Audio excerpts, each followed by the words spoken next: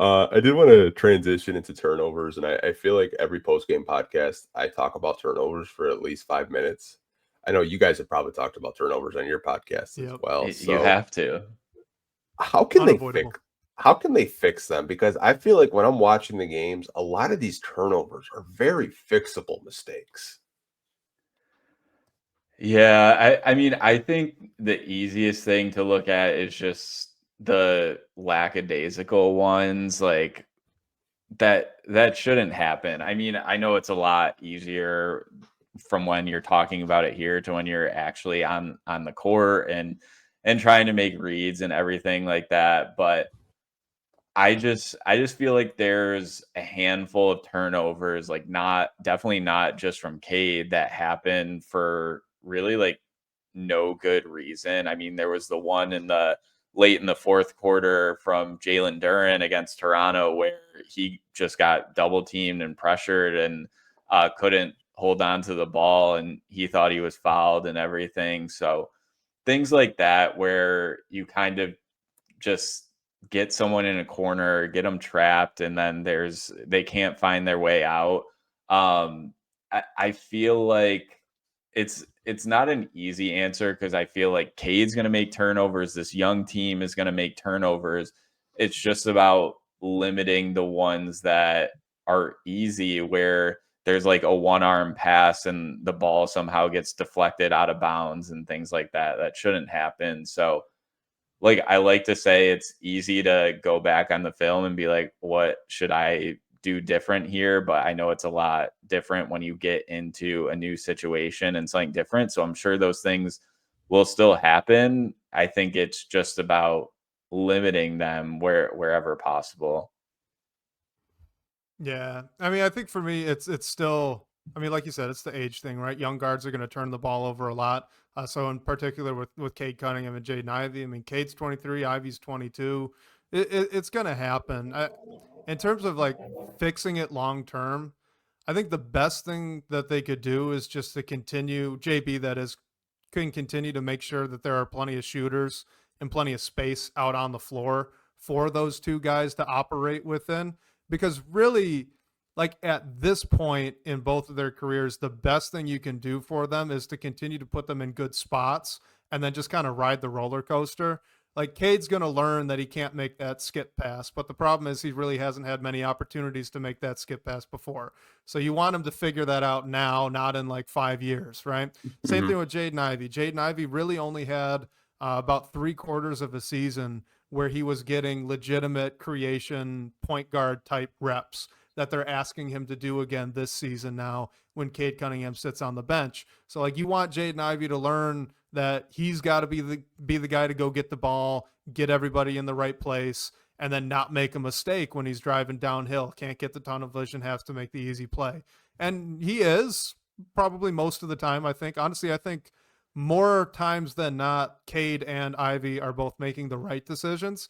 It's just when they make one wrong decision, then they make another, and then another, and then another before they kind of corral it and get it all back under control. So to me, again, I'm going back on experience. Just continue to put them in good positions. And if they fail, that's okay. This is not the year that you're competing for a championship anyway. That's, a couple of years down the line if everything goes right. So set them up, let them learn, ride the roller coaster. And if it doesn't get better, by like halfway through next year, then you've learned a little bit about what these guys can and can't do, I think. But until then, it's just kind of a wait it out. It'll be great. It'll be bad. And it'll swing wildly within the single game. Well, let me ask you guys this. Do you believe it's more of like a half court issue? Because I feel like when they play in the half court, it's so predictable at times in terms of like when I watch Cade, sometimes the passes are very lackadaisical. And like you can almost see the defense kind of predict, like, I'm just going to play the passing lane right now. And it's an easy turnover. Do you think he needs to do a better job of kind of like breaking down and processing the play to get the ball out of his hands before the defense tries to double or triple team him?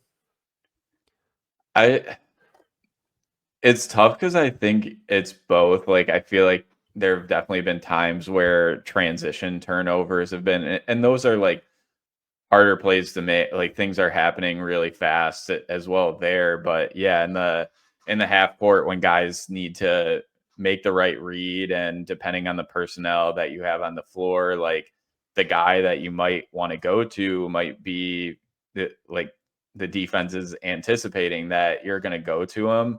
So yeah, I mean, I feel like more so maybe I'm leaning towards the half court being more of the problem, but I feel like when you have a team with all these young athletes that want to get out and run, and that'll happen more when Asar Thompson is back. I feel like turnovers have happened and probably will happen there as well. But honestly, I think maybe the half court ones are a little bit easier to fix. Yeah, I think half court with Jaden Ivey's probably pretty accurate. He's sometimes struggled and well, not necessarily struggled, but he's had a tendency every now and then to dribble himself into a bad spot, either coming off a handoff or getting downhill out of a pick and roll, which, again, that's just kind of experience. The thing with Cade is, I think at this point we can say pretty confidently, Cade Cunningham has only 3 types of turnovers: careless, mistakes, like honest to goodness mistakes, and then really good plays by the defense. And that there's really nothing in between. So do you wish that he would cut out those careless turnovers? Yeah, absolutely. I do too. But in terms of, there was a mistake where he just processed it wrong, or he didn't see something the right way. I at least to my eye, I think they've gone down over the past couple of years. The majority of the turnovers now are just kind of like the one we saw. There was one, he just crossed half court and kind of tossed a lazy pass over to Jaden Ivey because he wanted Ivey to initiate the offense and let him get something for Cade, probably to come off a ball screen or a DHO. And then you had, I think it was Davion Mitchell kind of hiding behind one of the bigs and just jumped in front and took the pass. Like that shouldn't have been a pass that he made. That was a careless turnover. But that wasn't bad processing. That was just careless. He shouldn't have thrown a little lollipop pass across half court. So I wish those would go down. But I do think the processing things have started to go away more. Like, I don't think he's missing reads nearly as much as he did maybe last year, for example. I think that's actually gotten better. Yeah, I know that's what, people that are subscribed to this YouTube channel, they've noticed like the half court stuff at times seems a little predictable. And they wonder, with a young athletic team like this, is like, why don't they push the pace and, play the transition game a little bit more? That's something that I don't have the answers to, but I am curious about it. I feel like it might be just the way Cade plays, but I mean, Cade is a great playmaker in transition too, and like he can finish as well. But I think oftentimes, like, Cade wants to operate in the half court and get a shot, whether it's for him or making a play for someone else. But yeah, you're right. When you have Jaden Ivey, Asar Thompson, even Ron Holland, like, maybe you want to get out and run a little bit more. But I feel like it'll always be a pretty big part of the offense as long as like Cade Cunningham is the guy. Well, and at least offensively, there's a little bit of a trade-off with young teams, right? So if you run a lot in transition, you'll probably score a little bit easier. It's easier to get buckets in transition. But then if you win a lot of games doing that and you get to the playoffs where it really slows down and you have to operate much more in the half court, your team might really struggle. And then, the vice versa is, well, you could struggle now, right? Struggle with the slower pace and really try to initiate out of the half court and force your team and your young guys to figure it out as you go. A benefit there is kind of what we've seen so far with the defense, right? There's just less defensive possessions. If you're a good defensive rebounding team, you can kind of stick in games if you want to go that route, which is what they've done. And then hopefully at the end of this, in another year or so, you get into the playoffs and, man, you're ready. You got a team that really excels in the half court.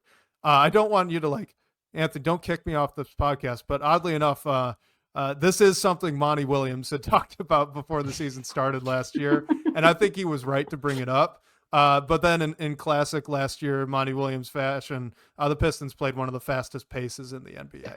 So this is the opposite of what happened last year. Just like everything else. I won't kick you off for any kind of Monty Williams stuff. If anything, people that are watching this, they go crazy on Monty in the comments. I can't repeat some of the stuff they say because they're absolutely wild. But Monty Williams is just so, it's kind of go like down memory lane. Like he say one thing, trip, like man. in a shoot around and then do the complete opposite. I'm not going to play them, all bench lineups. What do you know? All bench lineups again. This is like that whole experience. Catching that other just, team off guard. That's what's happening. Yeah. Strategery.